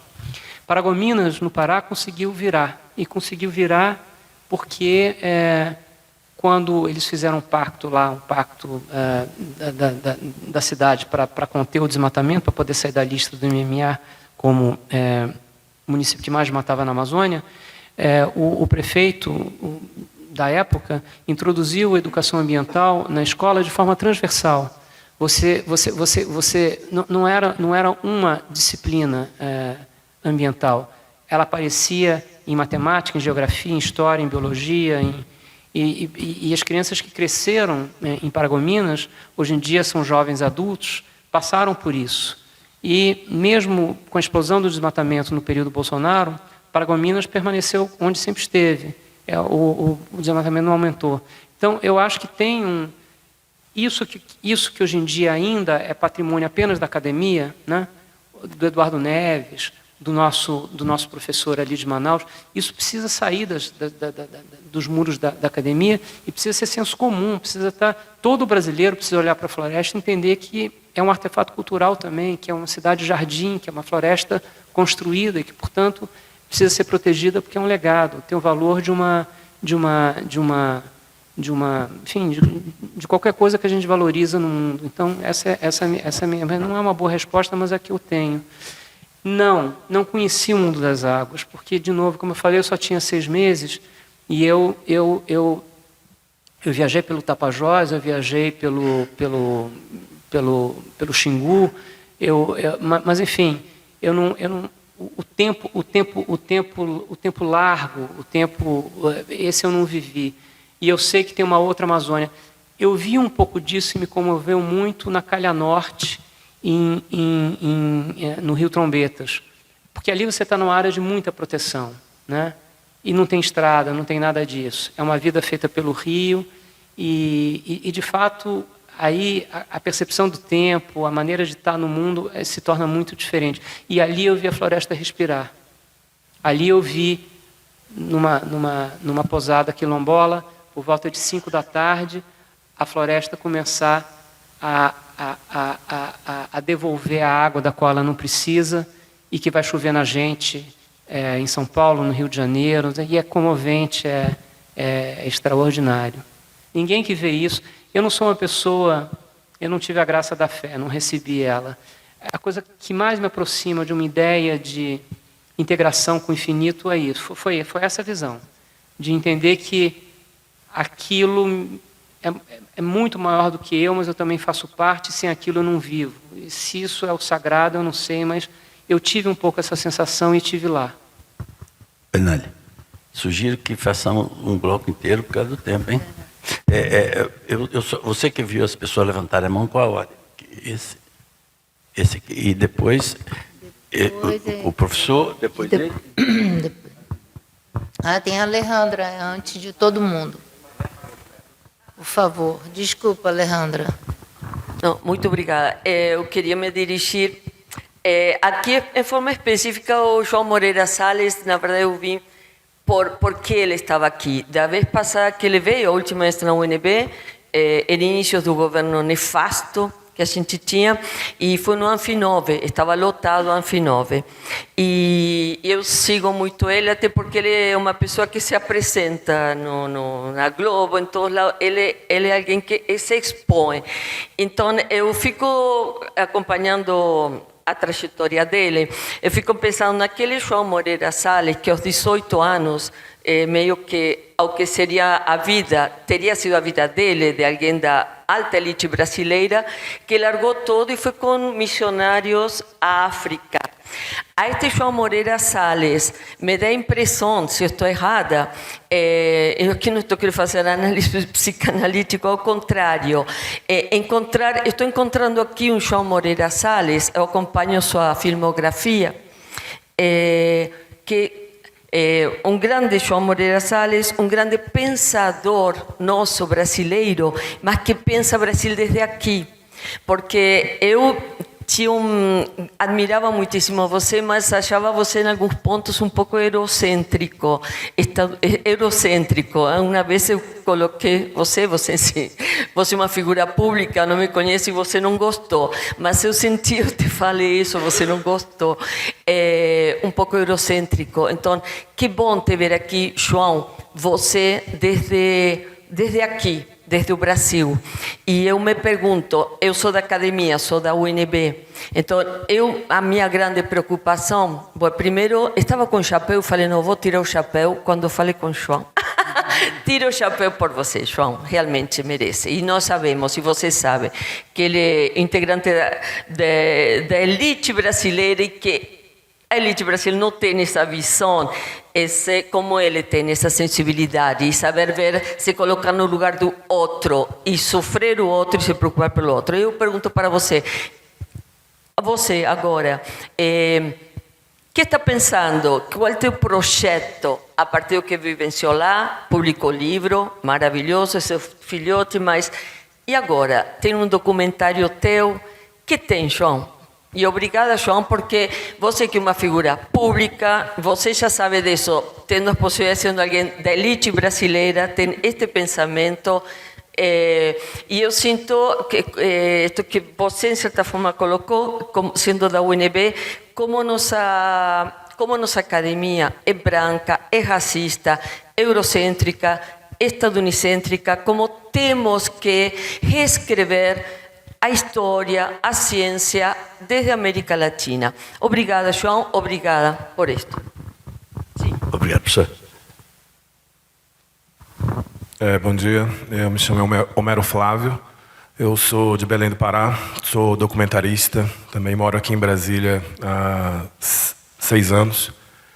E eu vejo assim, a questão da Amazônia também muito se fala e que é essencial, a preservação da floresta, né?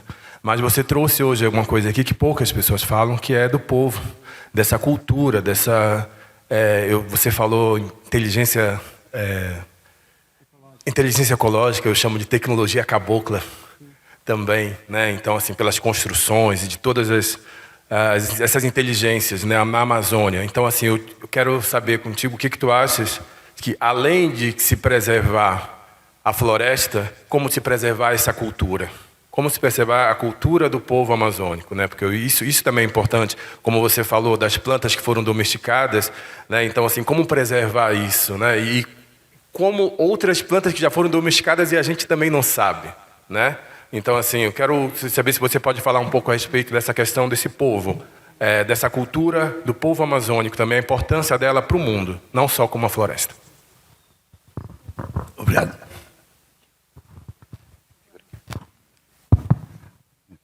Não vou demorar muito aqui, não.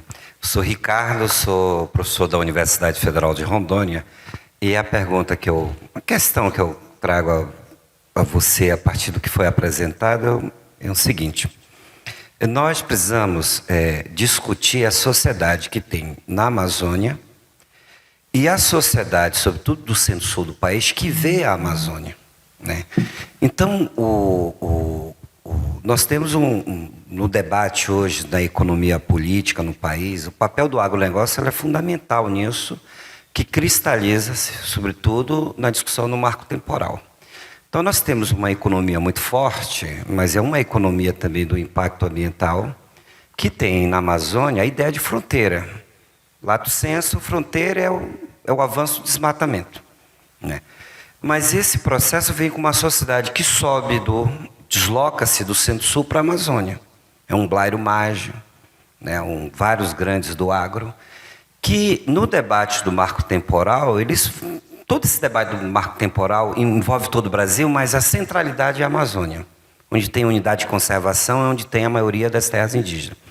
Então, qual é a ideia deles? É de uma apropriação em larga escala da terra e não da floresta, porque a mentalidade do agro dispensa a biodiversidade, né? Eles não veem floresta, eles veem terra. Então, quero dizer assim, nós temos, além de todo o impacto ambiental, nós temos um problema de como não só o Estado brasileiro, mas como uma parte da sociedade vê a Amazônia e se sustenta nessa economia da destruição do agro. Então, no debate da sociedade nacional, não só da sociedade regional, mas da sociedade nacional é importante, porque a questão do marco temporal, os ruralistas querem fazer da Amazônia a nova Sesmarias. Querem pegar toda a terra pública, construir grandes latifúndios. E eu estou vendo isso em Rondônia, né, deslocando com os alunos, né, a 200 quilômetros de Porto Velho, ali em Ariquemes. Uma vez eu parei para tomar café, parece que eu estava no Paraná. Aquele conceito que os franceses trouxeram de paisagem derivada. Era soja, as novas catedrais no silo. Eu pensei, que sociedade é essa que está se formando? Porque esse é um debate. É uma sociedade, a meu ver, que não vê na Amazônia a estética amazônica como um valor positivo, né? Por isso que nós estamos pensando um processo muito maior chamado de desamazonização da Amazônia, que tem uma pauta política cultural muito forte.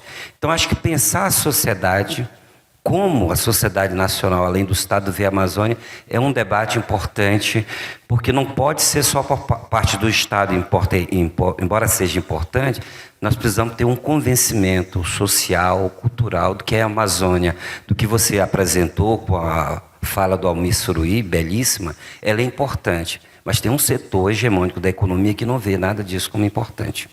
Eles têm problema de cognição, como disse o professor, ex-reitor da UNB. É isso. Obrigado, professor. Desculpa. Boa tarde já, né? Muito boa a sua palestra. Meu nome é Rudi Vanelson, sou professor aqui da UNB, mas eu sou também do Suriname. A sua fala foi muito importante porque trouxe a riqueza que você tem do lado, que você viu aqui do lado da Amazônia brasileira. Mas assim também tem a Amazônia surinamesa, guianesa, colombiana, boliviana. Então tem uma riqueza nisso aqui que a gente de alguma forma vai ter que dar um jeito para poder conectar, para poder preservar. E aí foi muito bom que eu vi ontem, num artigo do Globo, um artigo dos estudantes colocando uma proposta por uma universidade da integração amazônica, onde eles trazem uma proposta de criar dentro da Amazônia uma universidade interligando esses povos e focado na biodiversidade e na sociobiodiversidade daquela região. É uma proposta que surgiu, aliás, é uma proposta que já veio muito tempo atrás, que foi tentado em 2009, 2010, para formatar isso aqui em Santarém, mas ele não se vingou. Pode ser que agora seja a chance para que a universidade e a UNB possam aportar conhecimento, gente, para poder dar sua contribuição. Tá, obrigado. O Marco Paulo, Junei. Marco Paulo? Cadê o Marco Paulo? Juliana é a última. Pois não. Sim. Esse é outro Marco Paulo, não é aquele que foi lá para a China. Obrigada. Boa tarde, João. Então, parabéns pela palestra, né? Obrigada também. Eu sou Juliana, né? Eu integro o programa Rede Fauna do INPA e achei bastante interessante a palestra, principalmente, né, por ter levantado essa questão tão importante que é um problema realmente epistemológico, né?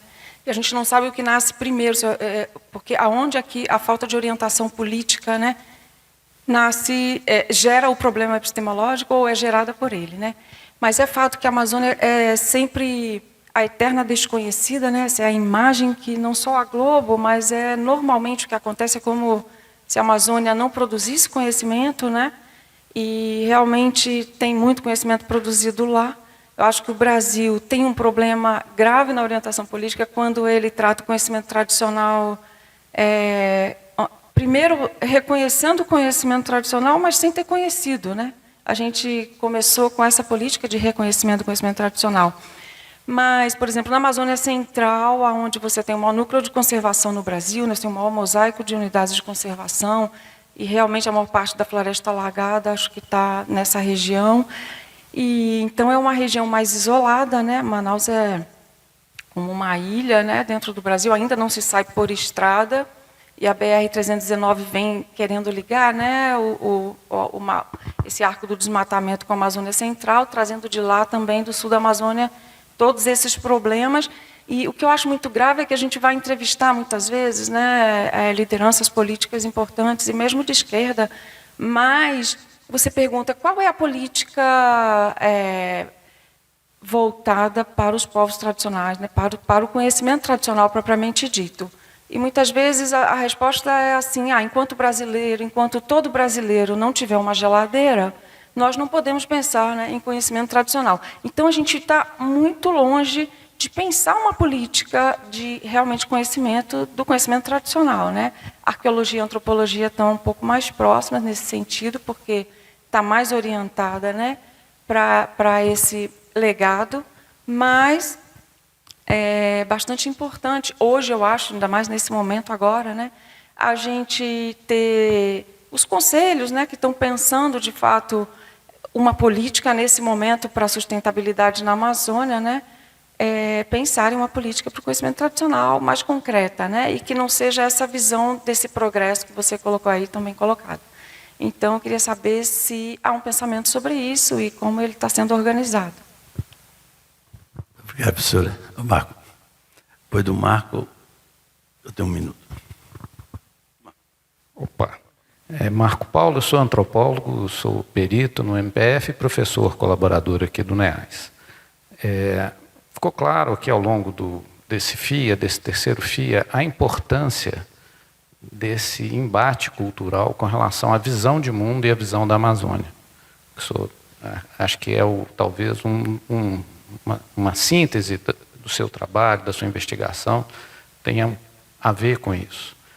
Então, é uma preocupação que várias pessoas que se manifestaram aqui ao longo desses dias é a respeito disso, né, de como a gente trazer de novo, tirar a Amazônia dessa zona cinza que ela foi colocada ao longo da história, né, culturalmente falando, de negação dela, né, da floresta ser vista como um problema, dos seus habitantes serem vistos como obstáculo a essa visão de desenvolvimento. E eu pergunto, você que também é um militante da área cultural, cineasta, jornalista, etc., se existe alguma coisa pensada, além dessa brilhante ideia de fazer esse intercâmbio entre artistas aí da Amazônia com o sul do Brasil. A gente tem foi feita uma expedição pelo NEAS uns anos atrás, a expedição Humboldt, que desceu, refez todo o percurso do Humboldt que ele fez na Amazônia, e foram alguns artistas nessa expedição. Um deles chama Rômulo Andrade, aqui de Brasília, ele produziu uns painéis lindíssimos. Mas se tem algum pensamento, alguma proposta, algum projeto nesse sentido, né? Nós chegamos até a cogitar aqui esses dias assim, de fazer uma grande campanha publicitária de valorização da Amazônia, dessa Amazônia real, não dessa Amazônia projetada, ou dessa não Amazônia. Tem um trabalho de um antropólogo que foi feito no Acre a respeito do impacto da cultura do agro, que teve repercussão política e eleitoral muito forte. Hoje é um valor muito maior do que a florestania, que foi, né, tão trabalhada lá por alguns governos, né, estaduais. Há um valor hoje muito maior em comer carne, proteína animal, comer churrasco, ouvir música sertaneja e ter caminhonete. Então, se existe alguma coisa nesse sentido sendo pensada, e o NEAS se coloca aqui como um parceiro, se tiver possibilidade de ser nesse empreendimento. Se permite só uma observação. Eu conheço um pouco dessas teorias e vou ler o livro para entender o seu pensamento, porque a palestra não foi suficiente para mim ainda não. Mas eu fiquei chocado com a sua primeira imagem. Você falou assim, eu vou projetar a imagem, você fez um discurso antes, eu vou projetar. Aí eu pensei, a primeira imagem, eu já fui várias vezes a Belém, além de morar na Amazônia e por as razões de ter rodado por ali. A primeira imagem que eu vejo, eu sempre aportei lá de dia, não à noite. Então, minha primeira imagem é a que vem do avião. E a primeira imagem não é só floresta. Eu falei, puxa vida. E também do hotel, provavelmente você tirou a foto, então eu falei assim, puxa, ele foi no hotel que não está próximo à orla lá, né? Eu fiquei assim, aí depois o discurso talvez justificou a posição dessa imagem. Mas não é a primeira imagem da maioria das pessoas que aportam mesmo sensibilidade crítica. Obrigado. Você sabe que no Amazon tinha um rapaz suíço que estava trabalhando, jovem, bem jovem. Ele trabalhava lá fazendo monitoramento remoto da floresta. Eu fui conversar com ele e eu perguntei para ele o que você mais sente falta aqui em Belém. Ele estava morando em Belém há 2 ou 3 anos. Em relação à Suíça, qual é a maior diferença? E ele me respondeu, é a falta da natureza. Um suíço, em Belém. Ele dizia, eu saio da minha casa na Suíça e eu estou na natureza. Aqui eu não estou. Você tem, do outro lado do rio, do Guamá, você tem as ilhas e tal, mas você precisa ir até lá. Na cidade em si, você não tem. A floresta está presente no Museu Guild e naquele bosque. No resto, você não tem a floresta. E ela é, de fato, esse é um dado, né? Esse é um dado do IBGE, salvo engano, que as capitais do Brasil menos arborizadas são aquelas que estão na região norte. O que é um absurdo, porque são aquelas que precisariam estar mais arborizadas, dado o lugar em que elas estão, né? Eu gostei de Belém, é um lugar do qual eu sinto saudades e para o qual já voltei algumas vezes. Mas isso não me faz ser inocente em relação à tragédia urbana, que é a tragédia urbana brasileira, né? Os prédios são todos, evidentemente, de vidro, né? Com ar-condicionado ligado o tempo todo, com aqueles seguranças vestidos de terno preto, que é uma aberração. De novo, é um lugar que não sabe mais onde está, é um desconhecimento da paisagem. Então, de fato, foi o impacto da primeira coisa que eu vi. Eu acho que muitas das perguntas dizem respeito a essa questão cultural, né? A ausência da presença da floresta na nossa imaginação e na nossa produção cultural. É claro que eu estou me referindo da cultura hegemônica brasileira, né? Eu não estou me referindo, evidentemente, aos povos originários que vivem nessa cultura da floresta, os ribeirinhos, os indígenas e tal. E como é que você consegue reverter esse negócio? É muito difícil, e é muito difícil por causa da sua última observação. Uma das coisas que eu falo no livro é que a cultura da Amazônia hoje em dia é a cultura do boi. E a cultura do boi, ela não é apenas uma atividade econômica. Ela é muito mais do que... Ela é uma cosmovisão. A cultura do boi determina como você se veste, a música que você ouve, a forma como você busca o seu lazer,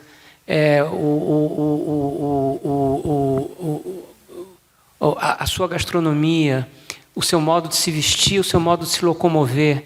Você talvez não tenha uma caminhonete 4x4, mas você deseja ter uma caminhonete 4x4, né?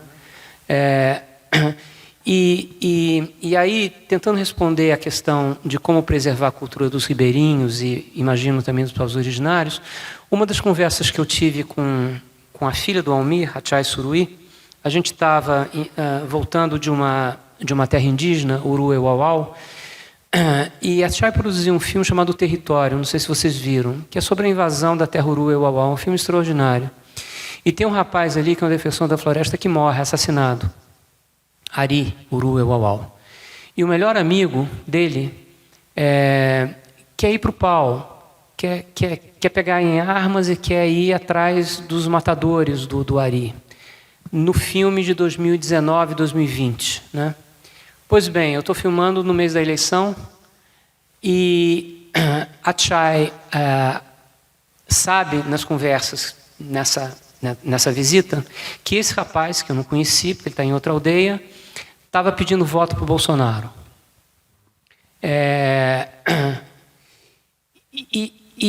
E aí teve uma conversa muito interessante sobre por que alguém que estava naquela posição de guardião da floresta, de defensor, o melhor amigo de um rapaz assassinado pelas forças que são sustentadas por aquilo que o governo defendia, por que esse cara vira o fio, né? E a Chay me disse, olha, você precisa entender, João, que desde criança a gente aprende que o que a gente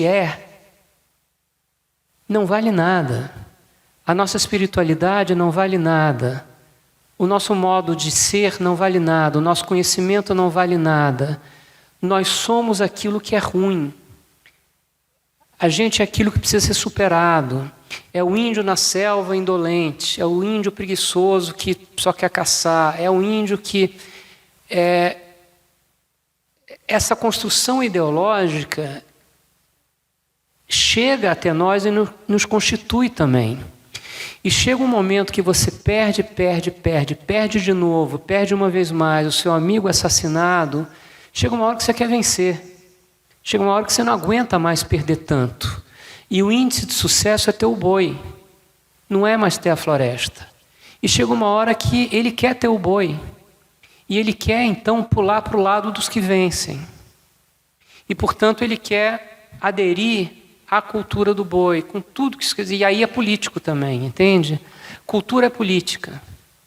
Nesse caso, estética é política. E vencer essa barreira estética, vencer essa batalha cultural, porque a batalha econômica você pode até vencer diante desse mundo que se configura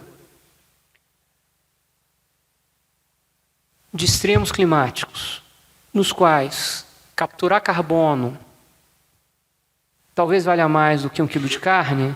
Eu ouvi falar de um banqueiro que um cliente seu, dono do supermercado, dono de um sujeito da área imobiliária em São Paulo, mas que acha bacana ter fazenda na Amazônia e tem uma grande extensão de fazenda no Acre, fez as contas e decidiu vender o rebanho e começar a plantar árvore. Porque ganha mais dinheiro no mercado do carbono do que no mercado do boi. Provavelmente está fazendo isso da forma errada e provavelmente está fazendo isso da forma mais argentária possível. Deve ser uma monocultura de eucalipto. Eu não sei se é, mas talvez seja. De toda maneira, as forças econômicas talvez mudem a natureza desse jogo, mas é ingênuo achar que vai bastar isso. Porque o boi é uma afirmação ideológica. Querer ter o boi é uma afirmação ideológica, mesmo que seja contra os teus próprios interesses econômicos, porque virou um marcador ideológico. Boi é conservador, boi é de direita, boi é Bolsonaro, boi é o mundo que constitui a imaginação dessas pessoas. Então a gente está falando de um processo de colonização de imaginações. E isso, para mim, é a fronteira da batalha. Isso vem por educação, como eu falei, na largada. É na largada. Tem que aproveitar esses próximos 4 anos, e o Camilo Santana tem que entender que isso precisa ser matéria obrigatória de alfabetização, entender o que é a floresta. Olha, eu fui educado no Brasil da década de 70. Eu conheço os Cheyennes, eu conheço os Sius, eu não conheço os Pataxós, eu nunca ouvi falar dos Uruê-Uauau. Nunca. Isso não estava na escola. Os meus indígenas eram os indígenas americanos, entende? O nosso sistema educacional é inteiramente torto. Eu estava conversando com o Ricardo Henriques há pouco tempo atrás, que é uma pessoa que conhece muito bem a educação, e ele disse: você tem razão. Eu acho que nos livros didáticos do MEC, ele já foi dessa parte, não tem um texto sobre as espécies nativas da Amazônia.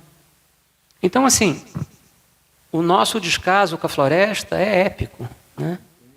Então, eu acho que começa lá, começa com... Tem uma geração que já está perdida. Esses fazendeiros que me convidam para comer churrasco na casa deles e olham para a floresta e dizem que não tinha nada, esse cara não vai ser convencido. Esquece. Você tem que trabalhar com as gerações, você tem que conter o desastre agora e apostar na construção da virtude daqui a pouco. Eu acho que essa é mais ou menos a equação, entende? Que precisa ser feita. E eu entendi quando a Chay me disse isso. E eu entendi esse indígena que mudou de posição.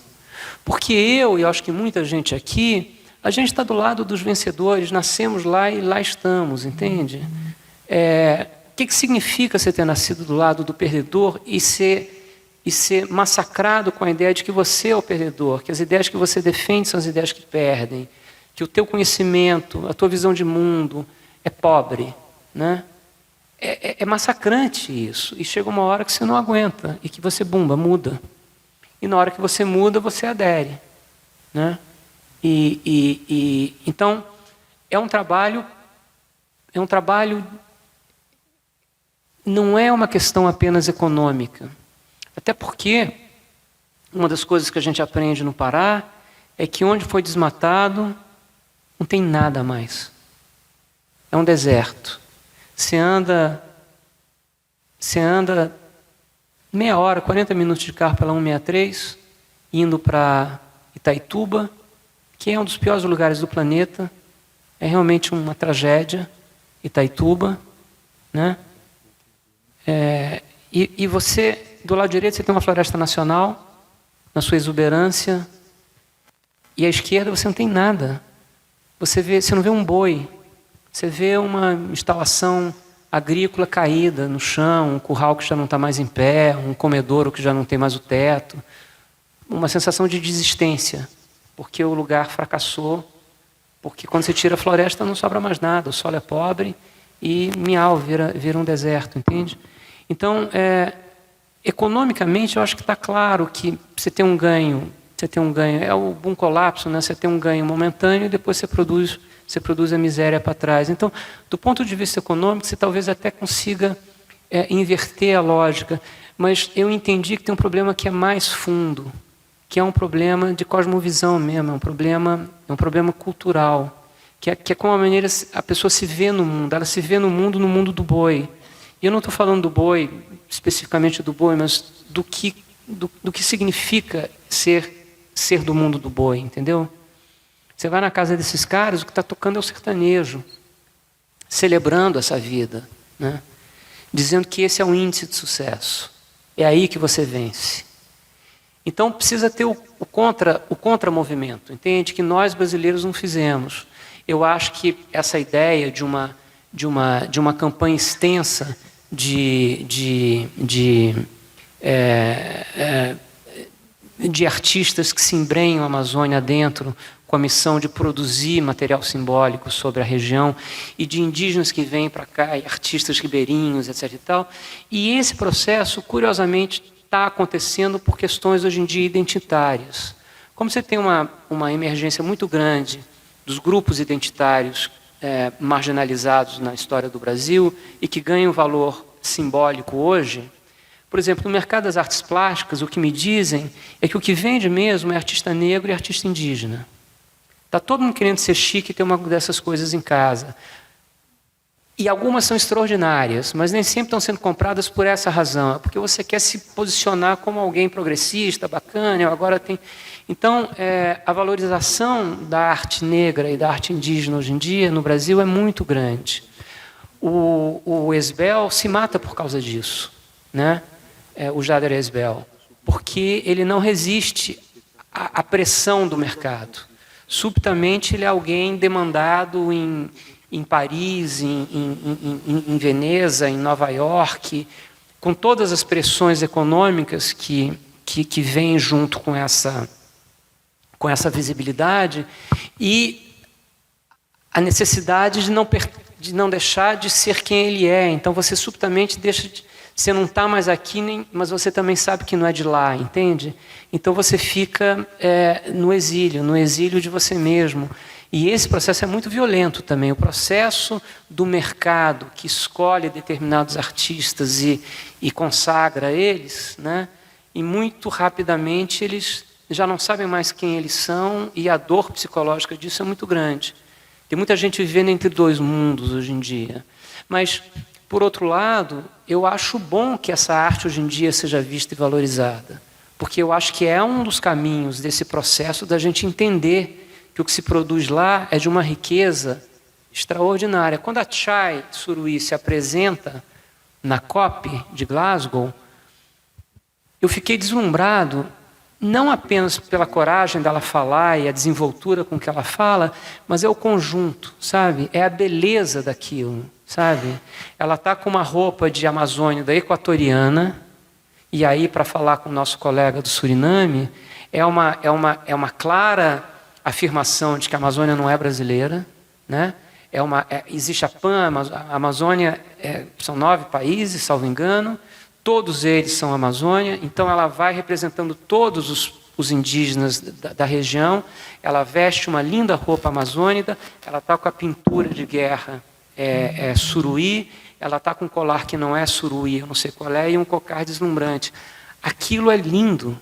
E eu tive a certeza absoluta, e eu não estava errado, que essa estética é uma estética extraordinariamente poderosa, entende? É cool. Puxa, eu quero ser parecido com isso, entendeu? Isso é mais bacana do que a roupa que eu estou vestindo para ir na balada de Ipanema. E essas coisas têm importância. Essa luta da cultura e da estética é fundamental. Vocês não fazem ideia, ou fazem, porque muita gente aqui é de lá, da força que tem essa estética texana, sabe? Essa importação de um mundo que não é o nosso, que se instalou na Amazônia e que fincou raízes e que é infinitamente mais forte do que a cultura ribeirinha. E o Luiz Braga, para quem me perguntou sobre como manter a cultura das populações ribeirinhas, que é o grande tema do Luiz Braga, o Luiz Braga é o grande cronista dessa perda.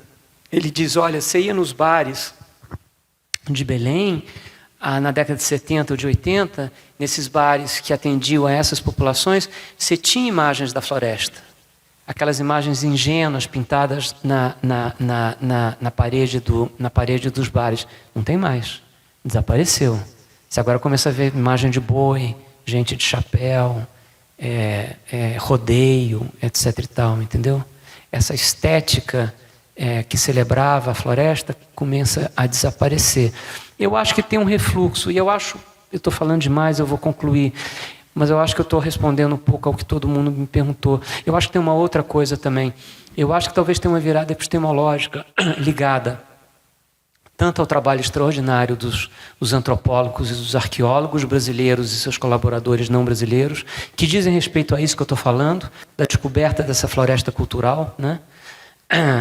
Eu acho que a gente está percebendo isso, ainda pouca gente, mas já tem mais gente. Eu acho que isso vai... Estamos na bica de uma mudança paradigmática, e eu acho que toda essa nova ciência das plantas, sabe, trazida pelo Mancuso, trazido pela Simone Simmer, daquela do Canadá, que fala das teias e dos diálogos que acontecem por baixo do solo da floresta, pelas redes de fungo, rizomáticas e tal, aquilo muda completamente a maneira como você olha uma floresta, né? Como você olha o mundo natural. É de uma inteligência tão mais extraordinária do que nós podíamos supor, e esse pensamento vegetal, eu acho que também, de alguma maneira, é aliado dessa transformação da maneira como a gente imagina a floresta. E é o Estado brasileiro que conseguiu transformar um país que importava leite até 73, que tinha que receber leite de graça, do esforço americano lá, daquela coisa de boa vizinhança, etc. e tal, que era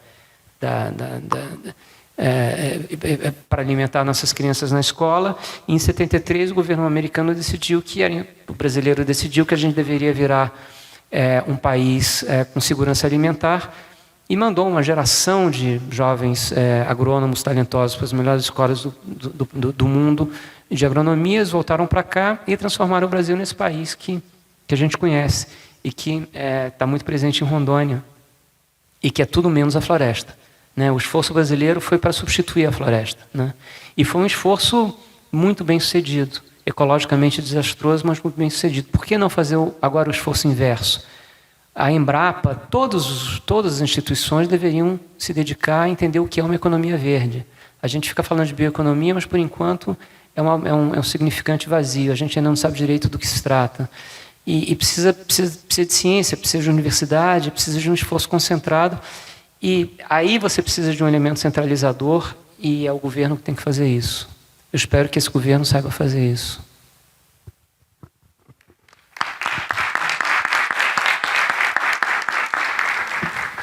Então, Manuel, vou passar aqui a mesa para o Manuel. E agradecer mais uma vez ao João Moreira Salles pela disponibilidade, né, de ficar aqui, né, até essa hora, inclusive vocês também, né? Agradecemos aí a presença de todo mundo e até uma próxima, e já convidamos aqui o João Moreira Salles para vir aqui uma outra oportunidade, hein?